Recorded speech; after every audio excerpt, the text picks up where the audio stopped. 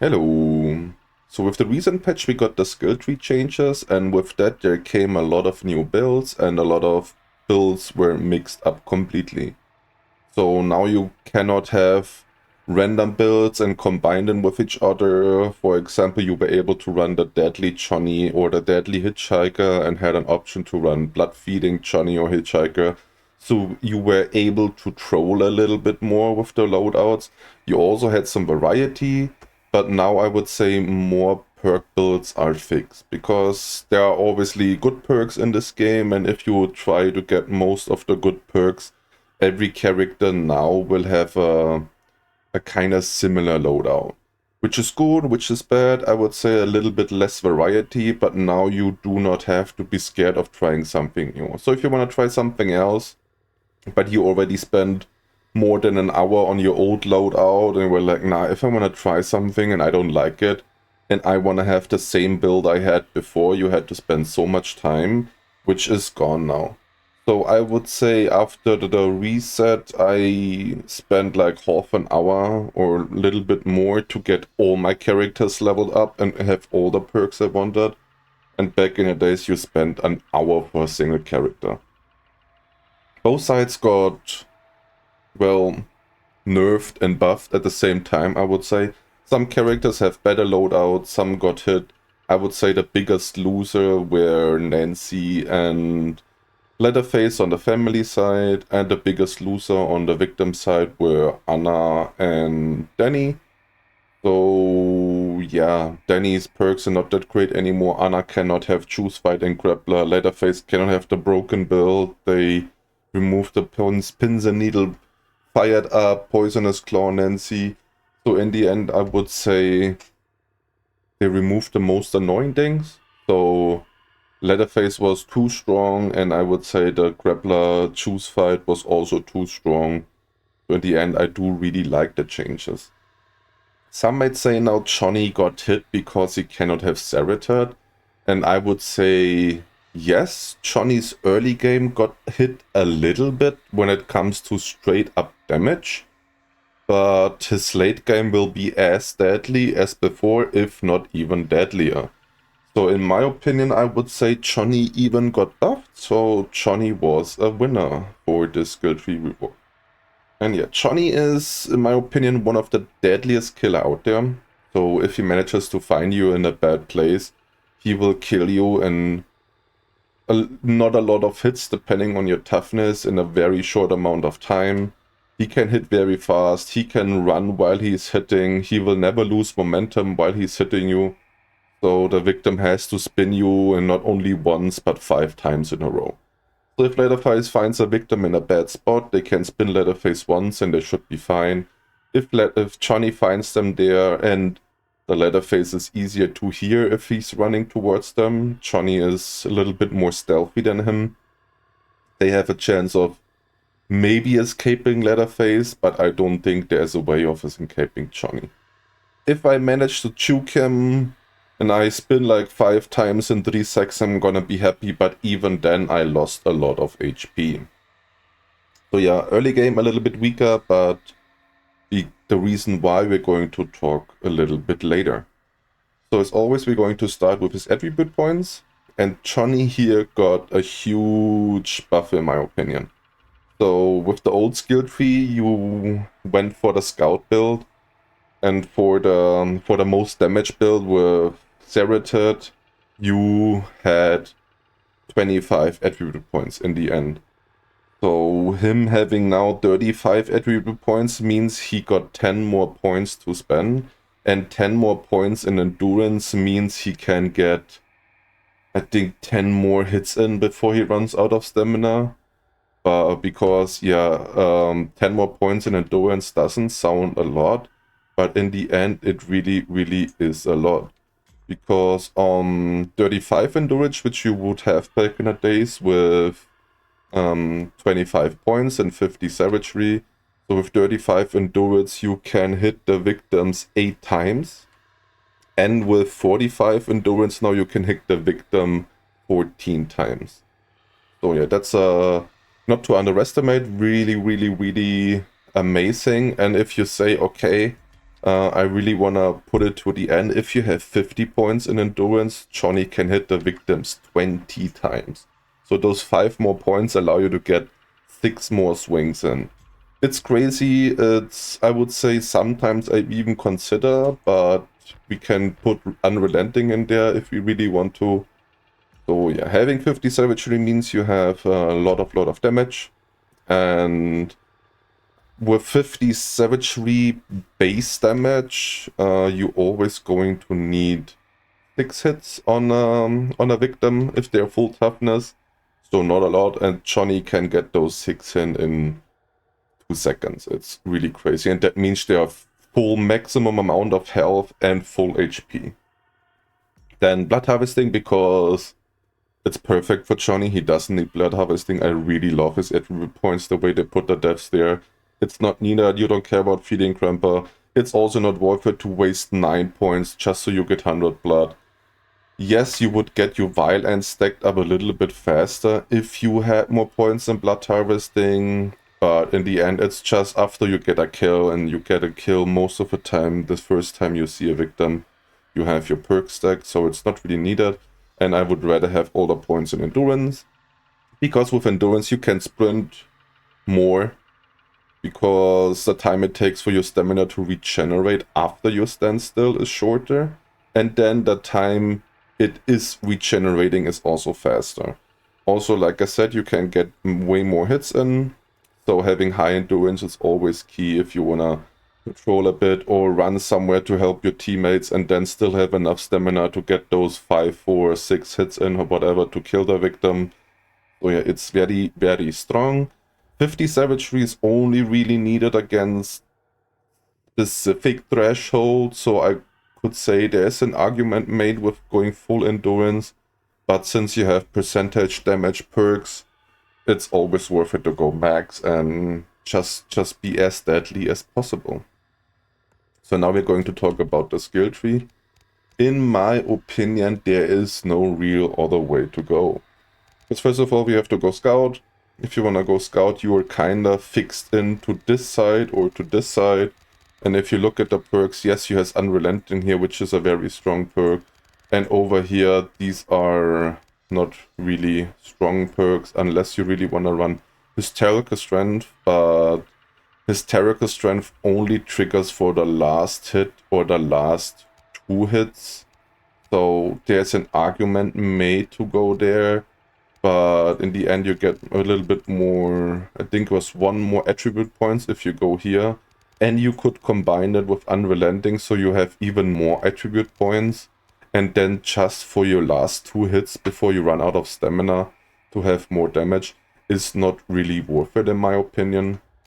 So that's why I'm going here. Of course you can go Unrelenting if you really want to, but I think in the end you will have more value when it comes to straight up every single time, every single game by having the activated perk, because if you get stunned you have for 40 seconds more damage that can help you by killing a victim if you catch them in 3 hits. Instead of, well, if I really run out of stamina, and then I would say you always need to know that you can get 2 hits in, but 1 hit you get the damage, and if you go for the second hit that gives you damage, you will run out of stamina. And you never really want to run out of stamina as a family member. So that's why I would go here, and then I still not sure if it could be worth it to run Unrelenting. So far I had not have enough games on my Johnny to see which one is more potent. But like I said, if you have more Blood Harvesting, you can stack up your Vile End faster, so you reach your late game with only hits. Or maybe once in a while collect a bucket, is nothing going on, and still have the 6 more hits, because the fun more points, this is a lot of more hits. And yeah, that's why I would say you always want to go right, you want to go to the scout, and in my opinion, this path is better than this. And yeah, that's all there has to be said about the skill tree, and now we're going to talk about the perks. As always, you want to have scout, and you want to run scout because scout gives you more movement speed. the more movement speed you have, the more hits you can get in on a victim while you're right behind them, because you run faster and you can hit and swing and hit and swing. Also, you can patrol your area better, so if you want to defend 2 gates, you're obviously faster from gate to gate. If your teammate wants to help you out and you need to run towards your teammate, you're faster. Doesn't matter what situation you're in a family member. Also, if you start the game and you want to run to the place you need to defend, or if the victims play it slow, you want to pressure them a little bit in the basement, and if they play too slow and there's a good map to barge doors, you can get to the doors faster. So in every scenario you always want to have scout, and I played some games without scout and it just feels wrong. Johnny all of a sudden is, instead of a killing machine, a little crying puppy who can't catch up to the victims. So, because it really feels like you can catch up. You can catch up, but it takes forever, and then you can take 1 hit. So yeah, always run scout. And that's why we have it here. The second perk, that's like the new perk, Johnny loses out on Cerita.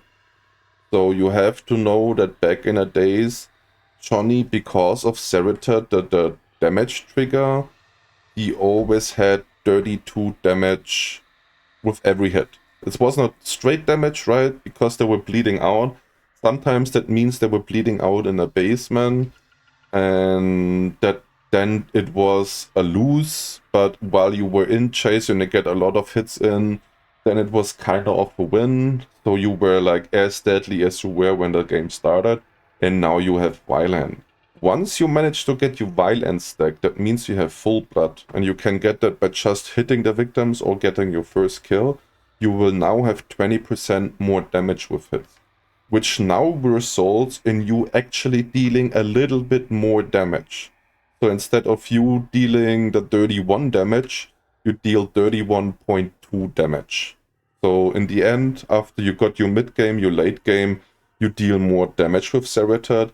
And also that now means if you got 3 hits in and the Cerita bleed out will make them bleed out because they wailed, you will kill them. You will straight up kill them. So in the end, it is a buff. Sometimes they go through a gap and you take way too long to run around. For example, Slaughterhouse holding pen, they get behind, right? And in this example, I do want to have rather the Violent straight up damage than the bleed out damage.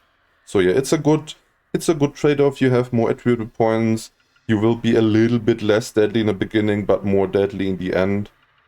And if the victims play too slow and nothing is going on, you can maybe even collect a bucket here and there.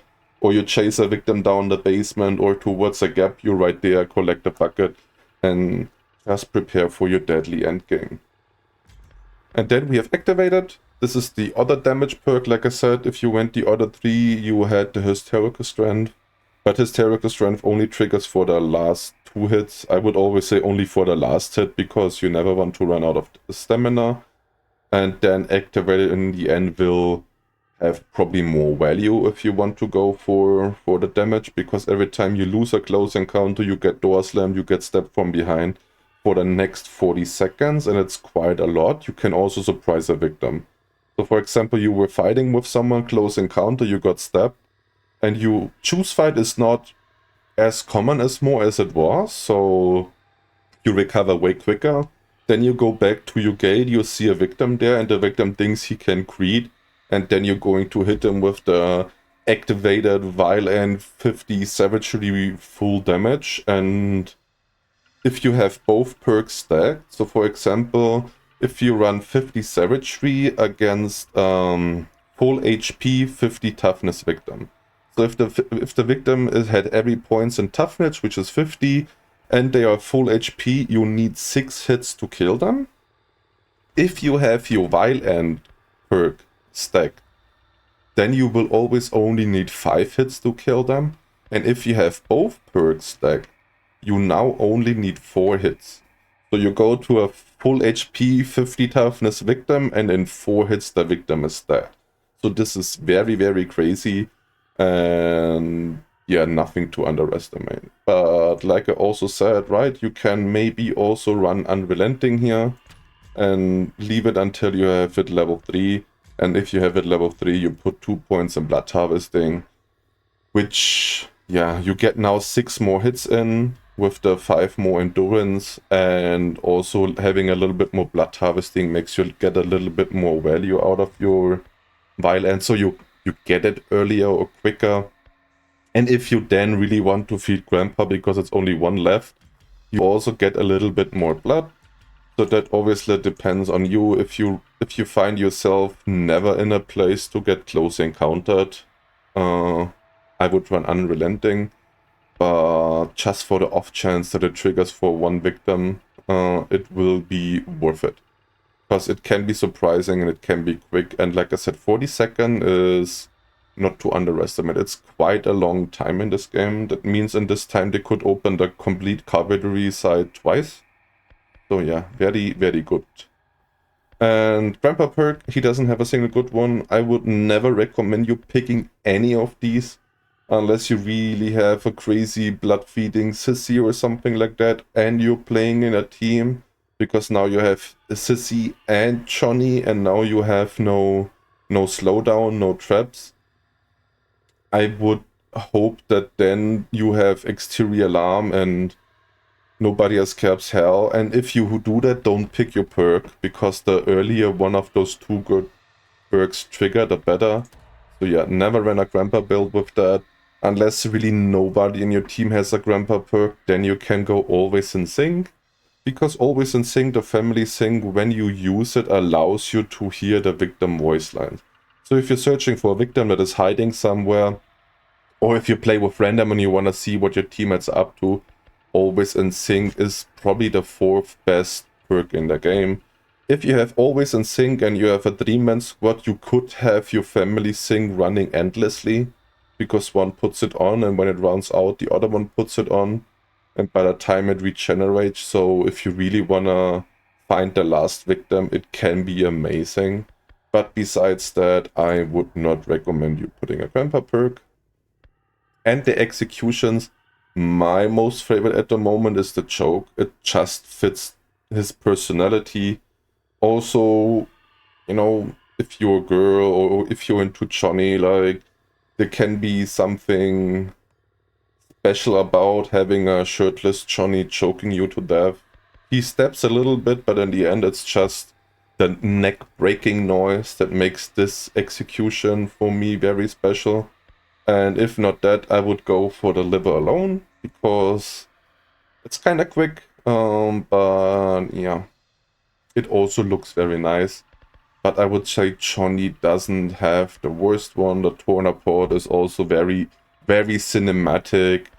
All of his are quick. I would say Choke Artist feels, I have not checked the time yet, feels that is maybe a little bit slower than the other ones. So if you, I would say Torn Apart is very fast, very cinematic. I think it's also base and you don't have to pay for it. But yeah, at the moment, because everything is new, it makes a nice noise and it's just fitting for his personality. I go for this one. And yeah, now we're going to talk about his ability. Johnny's ability is, in my opinion, well, not really useful. I end myself up playing games without using the ability once. It was quite nice before it got changed, because you had a chance of, okay, the gate was open, but we had no security alarms. Then you went there and you went to check for footprints. You went a little bit inside the gate. If there were no footprints there, you had a backup plan for exterior to check if they opened the gate. But since they changed the fact that now if a victim is crouching, you won't see the footsteps, it's not as strong anymore. It can be sometimes helpful to get an idea, was the victim here? So if I really want to check the gate still, most of the time the victims open the gate and then run, right? It's like, unless they're baby victims. And if they're not so experienced victim, you will not have too many problems anyway.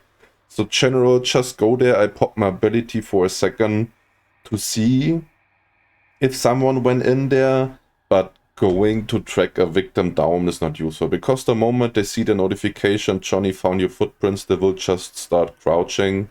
And yeah, if they're crouching and walking, you will not get tracks.